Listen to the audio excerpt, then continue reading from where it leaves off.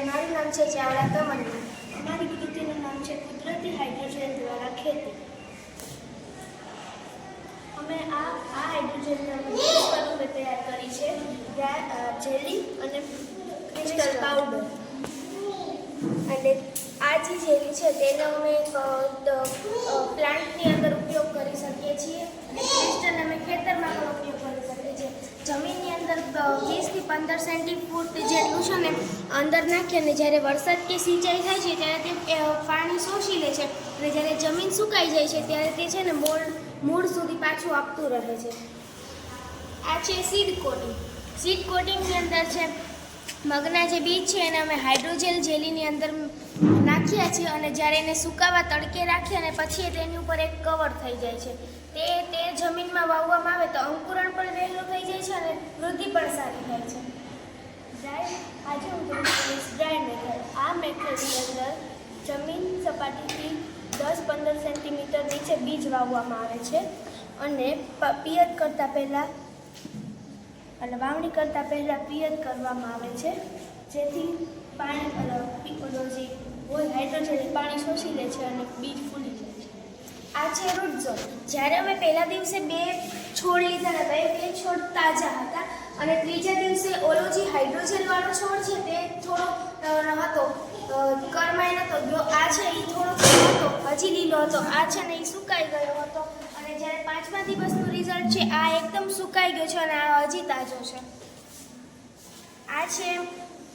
આ છે ગુલાબની ડાળખી છે, એને અમે હાઇડ્રોજેલ જેલીની અંદર છે ને એ આવી રીતના કરી અને જ્યારે પછી એને આવી રીતના વાવવામાં આવે તો તેનો રોગ પણ જલ્દી તૈયાર થઈ જાય. આ છે સીડ જર્મિનેશન. તેની અંદર અમે ઘઉંના બીજ સરખા લીધા હતા, સરખા પ્રમાણમાં 15-15. તમે જોઈ શકો છો કે આ હાઇડ્રોજેલ વગર છે, હાઇડ્રોજેલ વગર છે. હાઇડ્રોજેલ વગર તમે જોઈ શકો 70% જેટલું જર્મિનેશન થયું હતું અને આની અંદર તમે જોઈ શકો છો કે 90% જેટલું જર્મિનેશન થયું છે. આમ આ પ્લાન્ટ્સને અમે હાઇડ્રોજન સાથે માટી અને હાઇડ્રોજન સાથે માટી સાથે ખાતર એવી રીતે પણ પ્રયોગ કરેલા છે. રિઝલ્ટ કેવું આપે છે તે મેળવવા માટે તપાસ કરશે. આ જમાનાની અંદર બધાને એવું હોય ટેરેસ પ્લાન્ટ, બાલ્કની પ્લાન્ટ એ બધાને શોખ હોય પ્લાન્ટ લગાવવાનો, પણ તે વેકેશન દરમિયાન બહાર જાય તો તેના પ્લાન્ટ સુકાઈ જાય છે.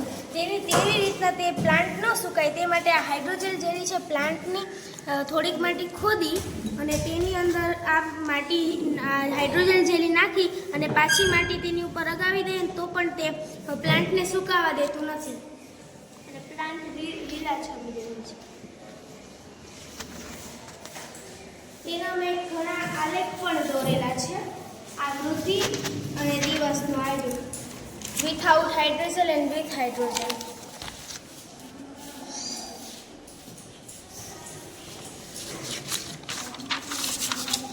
આ છે મગ સાથે અમે કરેલું છે. આ છે તેનો આલેખ.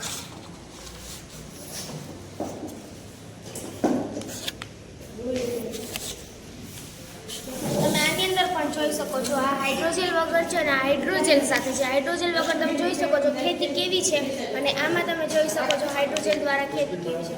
આ બજારમાં તો મળે છે કે એસેપ એટલે કે સુપર એડસોર્બન્ટ પોલિમર તરીકે ઓળખાય છે, જે મોંઘાઈ હોય અને રાસાયણિક રીતે નુકસાનકારક પણ હોય. તેની જગ્યાએ આપણે કુદરતમાંથી મળતા પદાર્થો બાયોડિગ્રેડેબલ જેલ બનાવી શકાય છીએ.